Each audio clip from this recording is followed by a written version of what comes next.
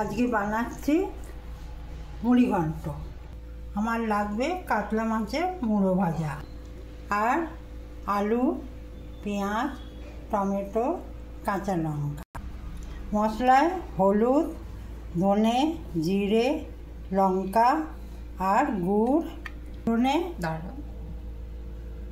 ফোড়নে এলাচ, লবঙ্গ, দালচিনি, তেজপাতা, জিরে আর দেবো আদা রসুন বাটা। এখানে গোবিন্দভোগ চাল 2 ঘন্টা ভিজিয়ে রেখেছিলাম। যেই তেলে মাছটা ভেজে রেখেছি সেই তেলেই ফোড়নটা দিয়ে দিলাম। ফোড়নটা ভাজা হয়ে গেছে, এবার পেঁয়াজ দিয়ে দিচ্ছি। এবার পেঁয়াজটা একটু ভেজে নিয়ে এবার আলুটা দিয়ে দিচ্ছি। আলুটা ভাজা হয়ে গেছে, এবার টমেটোটা দিয়ে দিচ্ছি।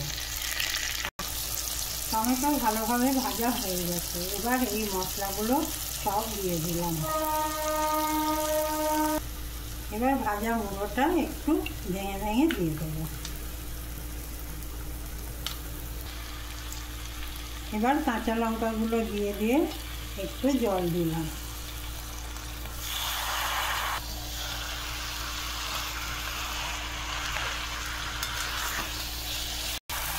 এবার আন্দাজ মতো নুন দিয়ে দিলাম। মাথাটা ভালোভাবে ভেজে নিয়েছি, এবার 1 কাপ গোবিন্দভোগ চাল দিয়ে দিলাম। এই চালটা আমি আগেই 2 ঘন্টা ভিজিয়ে রেখেছিলাম। ভালো করে কষা হয়ে গেছে, এবার পরিমাণ মতন জল দিয়ে দিলাম।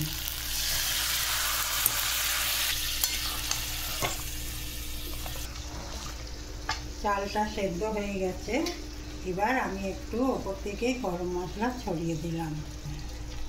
এবার একটু ঘি ছড়িয়ে দিয়ে নামিয়ে নেব। ঘি দিয়ে নামিয়ে নিলাম, আমার মুড়ি ঘন্ট রেডি।